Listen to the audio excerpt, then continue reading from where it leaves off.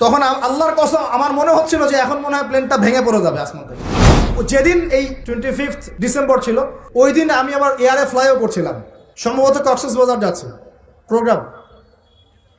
তো দেখি যে বিমানের মধ্যেই বলা শুরু করলো যে লেডিস এন্ড জেন্টলম্যান, হ্যাঁ ladies and gentleman, welcome to our flight, এগুলো বলছে। বলার পরে বলছে যে মেরি ক্রিসমাস, সবাইকে ক্রিসমাসের আন্তরিক শুভেচ্ছা। তখন আল্লাহর কসম আমার মনে হচ্ছিল যে এখন মনে হয় প্লেনটা ভেঙে পড়ে যাবে আসমান থেকে, কারণ আমি একটা জানি। আল্লাহ পাক বলছেন সূরা মারিয়ামের শেষের দিকে পড়ে দেখেন, আল্লাহ পাক বলছেন ওয়াকালু ইত্তাখাযার রহমানু ওয়ালাদা, তারা বলে রহমান সন্তান গ্রহণ করেছেন। আউযুবিল্লাহ। তাকাদুস সামাওয়াতু ইয়াতাফাত্তারনা মিনহু, এই কথা শুনে আসমান ফেটে পড়তে চায়। ওয়া তানশাক্কুল আরদ, জমিন চৌচির হতে চায়। ওয়া তাখিরুল জিবালু হাদ্দা, পর্বত ফেটে পড়তে চায়, চৌচির হতে চায়। সুবহানাল্লাহ। লাকাদ জিতুম শাইআন ইদ্দা, তোমরা একটা চরম রকম ভয়ঙ্কর মিথ্যা প্রতারণাপূর্ণ কথা নিয়ে এসেছো। যখন বলছে কেউ মেরি ক্রিসমাস, তার মানে সে স্বীকার করছে যে 25শে ডিসেম্বরে আল্লাহ পাক ঈসা আলাইহিস সালামকে জন্ম দিয়েছেন। আউযুবিল্লাহ। তাই কি না? বুঝতে পারেন না কথা?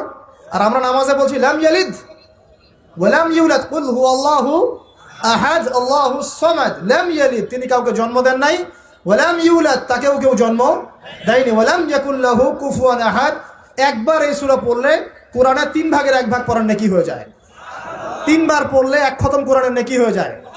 এমনি এমনি হয় না, কারণ কোরআনের 3 ভাগের 1 ভাগ হচ্ছে আল্লাহর তাওহীদ। কোরআনের 3 ভাগের 1 ভাগ কি? আল্লাহর তাওহীদ। এই যে 3 ভাগের 1 ভাগ। আর 1 ভাগ হচ্ছে হুকুম আহকাম, কি করবে কি করবে না। আর 1 ভাগ হচ্ছে হিস্ট্রি, ইতিহাস, কি হয়েছে এই পর্যন্ত বিশ্বে। কোরআন 3 ভাগে ভাগ করতে পারবেন আপনি। প্রিয় ভাইরা, এটা শিরক কিনা? এবং কোটি কোটি মানুষ কি এই শিরকে বিশ্বাস করে কিনা?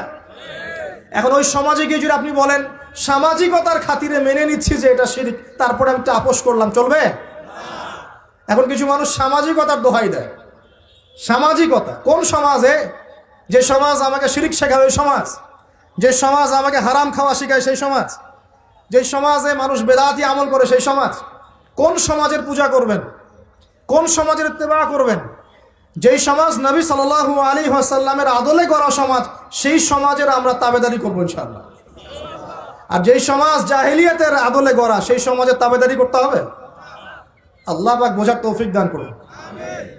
তো এই যে কিছু মানুষ এখানে শিরক করছে, তারপর কিছু মানুষ কি বলছে যে গ্রহ নক্ষত্র চন্দ্র সূর্যের উপাসনা করা যায়, করছে না মানুষ? কিছু মানুষ কবর পূজা করছে কিনা? করছে কিনা? কিছু মানুষ মাজারের পূজা করছে কিনা? কিছু মানুষ মৃত ব্যক্তির কাছে এই নজর মানত করে কিনা? কিছু মানুষ মৃত ব্যক্তির কাছে এই যে কুরবানি জবাই করে কিনা? কিছু মানুষ এই যে জাদুবিদ্যার চর্চা করছে কিনা? তারপর ওই যে ভাগ্য গণনা করছে কিনা রাশিফল দেখে? কিছু মানুষ টিয়া পাখির মাধ্যমে ভাগ্য গণনা করছে কিনা? প্রত্যেকটা রন্ধ্রে রন্ধ্রে শিরক। প্রথম শিরক হচ্ছে আকীদার, বিশ্বাসের। আল্লাহ ছাড়া কেউ সন্তান দিতে পারে, বিশ্বাস করলে শিরক। আল্লাহ ছাড়া কেউ আমাকে পরকালে বাঁচাবে, বিশ্বাস করলে শিরক। আল্লাহ ছাড়া কেউ আমাকে ভালো করতে পারে, বিশ্বাস করলে শিরক। খারাপ করতে পারে, বিশ্বাস করলে শিরক। আল্লাহ ছাড়া কেউ উপকার অপকার করতে পারে, বিশ্বাস করলে শিরক।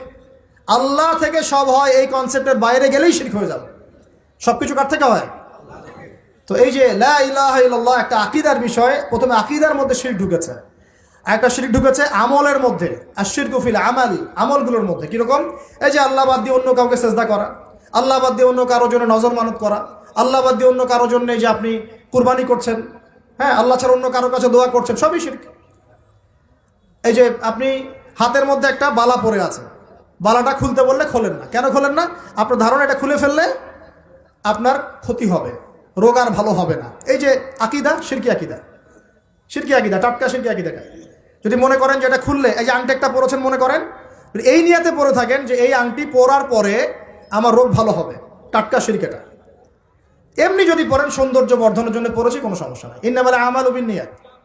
কিন্তু যদি এই নিয়াতে পড়েন এই আংটিটা পরলে আমার রোগটা ভালো হবে, খুললে আর রোগ ভালো হবে না, ব্যাস শিরক হয়ে গেছে। তারপরে বিয়ে হচ্ছে না, তাবিজ করতেছে, তাবিজ করলে বিয়ে হবে, শিরক হয়ে গেল।